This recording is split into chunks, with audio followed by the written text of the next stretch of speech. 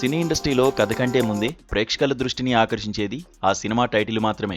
కొన్నిసార్లు టైటిల్ అనేది కేవలం పేరు మాత్రమే కాదు, అదొక భావోద్వేగం, ఒక బ్రాండ్. ప్రస్తుతం టాలీవుడ్లో 2 భారీ చిత్రాల టైటిళ్ల చుట్టూ తిరుగుతున్న వార్తలు తీవ్ర ఆసక్తిగా మారాయి. ఒకవైపు ఓ దర్శకుడు చూపించిన అరుదైన ఉదారత అందరి హృదయాలను గెలుస్తుంటే, మరోవైపు చట్టపరమైన వివాదాల్లో చిక్కుకున్న ఇంకో టైటిల్ పోరాటం ఇండస్ట్రీలో టెన్షన్ పుట్టిస్తోంది.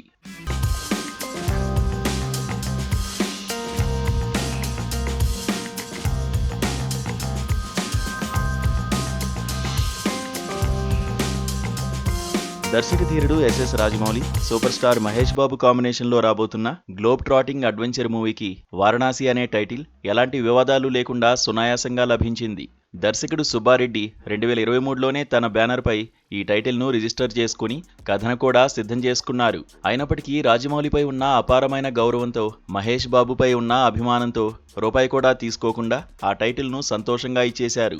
టైటిల్ అనేది డబ్బు సంపాదించే వ్యాపార వస్తువు కాదు అని సుబ్బారెడ్డి చెప్పిన మాటలు సినీ వర్గాలను తీవ్రంగా ప్రభావితం చేయడమే కాకుండా అందరి ప్రశంసలు అందుకుంటున్నాయి.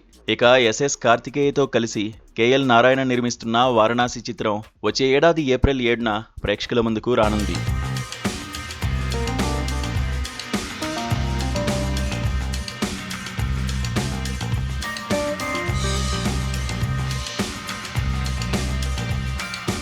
అయితే దీనికి పూర్తి భిన్నంగా సంచలన దర్శకుడు సందీప్ రెడ్డి వంగ, ప్రభాస్ కాంబినేషన్లో వస్తున్న భారీ చిత్రం స్పిరిట్ పరిస్థితి మాత్రం చట్టపరమైన చిక్కుల్లో పడింది.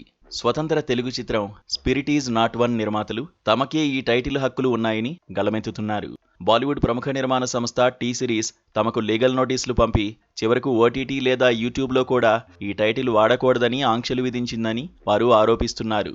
చర్చలు విఫలం కావడంతో ఈ వివాదం ఇప్పుడు ఫిల్మ్ ఛాంబర్, సెన్సార్ బోర్డుల ముందుకు చేరి మరింత ఉత్కంఠగా మారింది. సినిమా టైటిల్స్ కోసమే కోర్టు కేసులు, కోట్ల రూపాయల సెటిల్మెంట్లు నడిచే ఈ రోజుల్లో వారణాసి విషయంలో సుబ్బారెడ్డి చూపించిన పెద్ద మనసు సినీ పరిశ్రమలో ఒక ఆదర్శవంతమైన అధ్యాయంగా నిలిచింది. కానీ స్పిరిట్ విషయంలో మాత్రం సందీప్ రెడ్డి వంగ టీం ఇప్పటివరకు అధికారికంగా స్పందించకపోవడంతో ఈ వివాదం ఎలాంటి మలుపులు తిరుగుతుందో, ఈ లీగల్ డ్రామాకు ముగింపు ఎప్పుడు లభిస్తుందో అని ఇండస్ట్రీ వర్గాలు ఆసక్తిగా గమనిస్తున్నాయి.